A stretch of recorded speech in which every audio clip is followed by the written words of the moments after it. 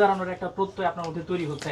এখন দেখা দেখি যদি বিসিবি আপনার পাশে দাঁড়ায়, তো সেক্ষেত্রে বিষয়টাকে আপনি কিভাবে অ্যাকসেপ্ট করবেন বা আপনি কিভাবে নিবেন? কারণ এই যে এতগুলো গণমাধ্যমে নিউজটা যাবে, তারপরে গুরুত্ব পাবে, অর্থাৎ বিসিবিকে কোনো সময় ধাক্কা না দিলে তাদের টনক নড়ে না।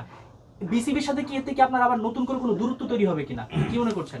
না, দূরত্ব তৈরি হবে বলতে আমি বুঝছেন, যেহেতু আমাকে ভাইয়া মানে বিসিবি থেকে যেদিন আমাকে ফোন করা হয়েছে তার পরের দিনেই কিন্তু ভাইয়া আমাকে করছে, কারণ হয়তো বা বিসিবির আগেই ভাইয়ার সাথে আমার কমিউনিকেশন, এবং আপনারা হয়তো দেখতে পাচ্ছেন তারা আমাকে একটা আর্থিক অনুদানের জন্য হয়তো বা আপনাদেরকেও প্রেসে জানিয়ে দেওয়া হয়েছে।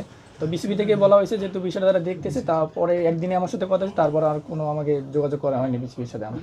আচ্ছা বাবাই, মানে এই বিষয়টা আপনার কাছে জানতে চাচ্ছি আগে, যে আপনি তো বিসিবি সাবেক যুগ্ম সম্পাদক ছিলেন আগে।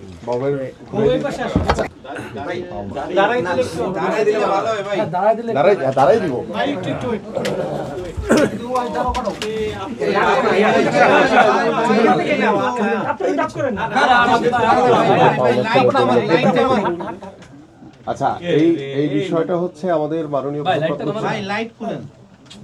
আমাদের বিকেএসপির যে পাওনা বাবদ এখানে একটি সেই অ্যামাউন্টটি দেওয়া আছে, এবং এটির মাধ্যমে আশা করি যে শাহিন আলম তার যেই পাওনাটা ছিল বিকেএসপি সেটা পূরণ করে দিবে, পরিশোধ করে দিবে।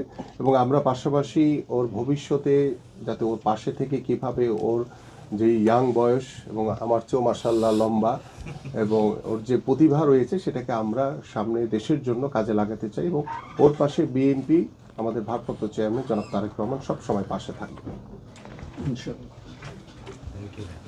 একটু ধরে